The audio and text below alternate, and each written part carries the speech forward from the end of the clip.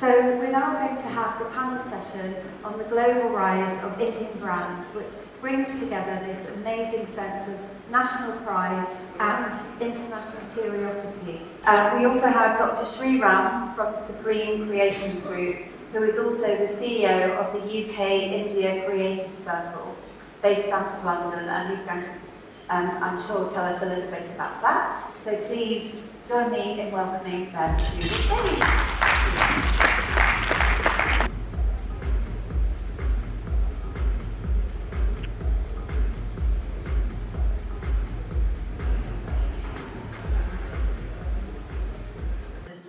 The last panel discussion of the wonderful 2 days that we've had with multiple engaging conversations. We've got a great set of panelists with us. Welcome.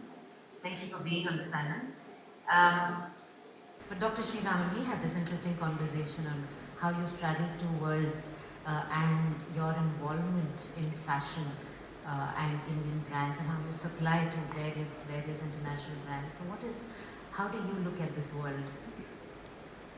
Look, I'll talk about, because I wear two hats, I'll just talk about the business that I founded. So it's an interesting question about pride, and that was part of the main question. India traditionally, as Karishma said, was just regarded as a cheap manufacturing location. What's really happened today is, the manufacturing has gone up to a very substantial level. So we can make products which are even better than the ones made in other parts of the world. And my own business, which we make in Pondicherry, we export across the world. In fact, I was telling Sam, we hardly sell our products in India. What really happens is, if you can design the product well, manufacture the product well, and what we've also done is get an Indian designer, like the likes of Manish Malhotra or Rahul Mishra or any of the top brands, to do the designing. So then what happens is that it's a killer kind of a application where you make a beautiful product and are able to position it in the Western world, and they quite like it because there is an Indianness in it, there is high quality manufacturing, and the pride of making something in India. Because today what we see is not bashing China, but if a product is equally good at the same price, a Western audience will buy an Indian product. They are today far more happy to buy an Indian product than a Chinese product. And I feel that this is an opportunity for us to grab it with high quality manufacturing, good design, and make it more Indian. It doesn't have to be like the Taj Mahal or a trinket from the Mughal age, I just remember that, we have been doing embroidery for a long time, 1,000 years or so. Now, it took somebody from France or Italy, Maria Grazzi from Dior. She worked with a wonderful set of craft people. And she's created this wonderful collection called Chanakya School. And she's brought embroidery to haute couture. Now, it's exactly what, we need to really look at our craft, our culture, and modify it for the Western world to make it an international brand. So it's got the authenticity of India, it's got the pride of India, and that opens up a lot of avenues, whether it's zari or whether it's kanchipuram saris. All these, just making it simply that particular product which they've been making for years together does not help. You've got to go back to basics and redesign it for the international audience, not just the Western audience. It's got to be international, whether it's Japanese or whether it's Chinese. So that really helps a lot. In fact, one of the things that we are working on my other hat that I work, is the fact that how can we get both Indian as well as British designers to work on manufacturing products which are international. Like what you have Swadesh, which is again very typically Indian, not suited for the Western audience. But then is there a way we can create many of the products that we do very well, whether it's clay or whether it's craft or all these things have to be modified to suit the international trade. But taking off from what you said, it's a fashion drop, correct? And that's also not the traditional way in which travel retail does marketing, right? If you have DMs, you have collabs, you have creator economies, you have now synthetic personalities, you have moment marketing, which is, if you're not there at that point in time, you don't get it. So you have a lot of connections with the fashion world. Would it make sense to have a mad marketing collab with, say, a Manish Malhotra, Sabyasachi, with something else that marries them to duty-free products and the duty-free, and have a very limited time edition drop, create that connection or FOMO for people to come and shop and build awareness on these? Yeah, so Qatar Duty Free did this. You see, they collaborated with a Middle Eastern designer called Zohair Moran. They created this particular brand which we manufactured, and it was a very good product for them because it was not a very, a Dior kind of bag would cost thousands of pounds, but this was less than $100. But what it did for the travel business there, it was a pulling power. People used to come there to buy those products as a giveaway, a freebie. But I'll tell you a little story if I can. So I went to one of the store assistant, and I just asked him, this particular bag that you're selling, where is it made? So he started giving me a story, right, that this is made in France by this French designer, and this is so beautiful that they made this so wonderfully.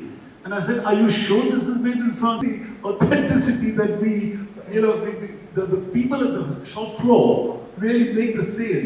If they're taught a story, they would repeat it again and again. And that's what I found in travel retail, that the person on the ground makes the final sale. Rashid, with your double hat and the India-UK relationship, how can we cross-collaborate across different countries? I remember growing up, we had state-run television, which is called Doordarshan, and you'll have the festivals across different countries. So you take the big troops with dance and music and theatre and all of that, and that seemed to be the only way of connecting the two countries together. Now it's so much simpler. In this context, what do you think will make it easier for two countries to collaborate? So I remember Vijay Talwar from Volta. I heard him, and one of the things he said was experience, and experience at the airport. So somebody said there are more festivals than the number of Sundays in this country. Yes. So why not have these kind of festivals at the airport, which people are sitting there, people are coming early, they're sitting there getting bored, unless you're a business class or first class passenger sitting around. So, the important thing is, can we have these experiences right from the moment you checked in? And India has a lot of festivals. I think the Indian festivals are fun.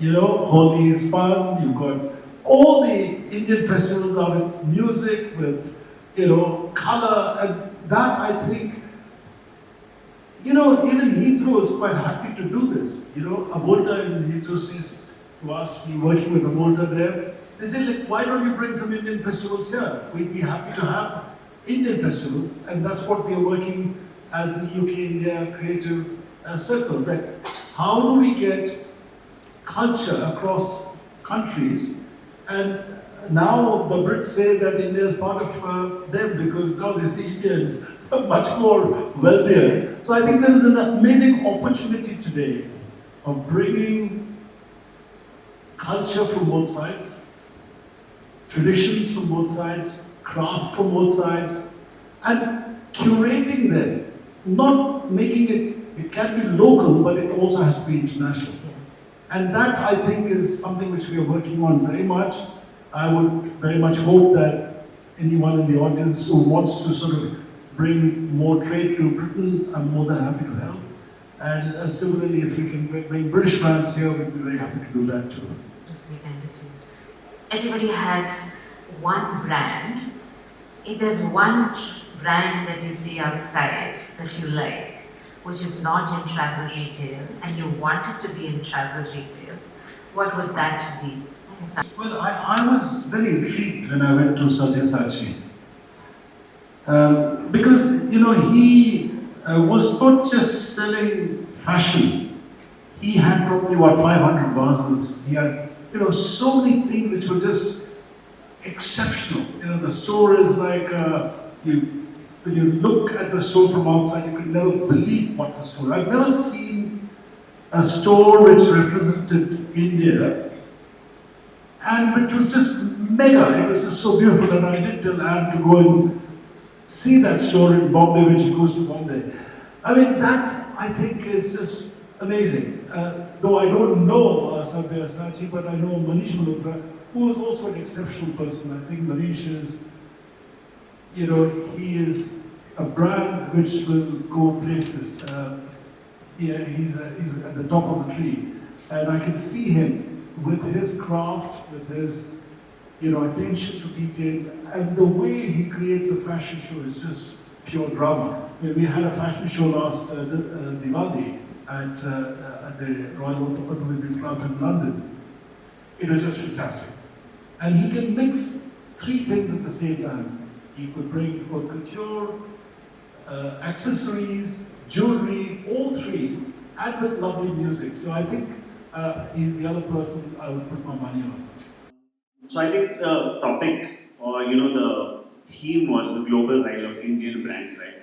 One really powerful statement we heard on day one was how we are where China was 20 years ago, and hence we will see that kind of growth in the next 20 years also. So for Indian brands also, do you see a similar playbook? Because Chinese brands have gone through a major, say, transformation as well as a discovery about who they are, who they want to cater to. In fact, they don't need to look outward as well. They're happy with the captive audience that they have in China. Do you think India is going to draw, or Indian brands will draw some kind of inspiration from that to go global, or do they have another route? And what kind of role does travel retail have in it? So I think if you look at India today, we've got some global brands. We've got Tata Jaguar Land Rover, which the Brits know that it's an Indian brand. It's an Indian company, Tata's. Tata, tea is a very big brand. Tetli Tea is also an Indian brand. I think the software business, when people think of software, they want to think of India, which is, whether it's Tata Consultancy or Infosys, and all these big brands are quite popular. So I think when you say we are probably 20 years behind China, I would probably say it may not be so. We pretty soon accelerate because these big groups like the Reliance, the Aditya Birla Group, the Tatas, are all getting very fast into this consumer products, and that's where the big brands are putting in money.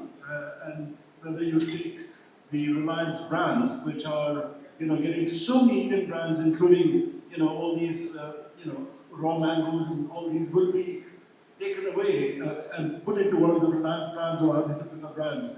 So I think Indian brands will shine quite well in the next few years, and I put my money there. Thank you all so very much. I think we just wrap this module up before the next presenter comes.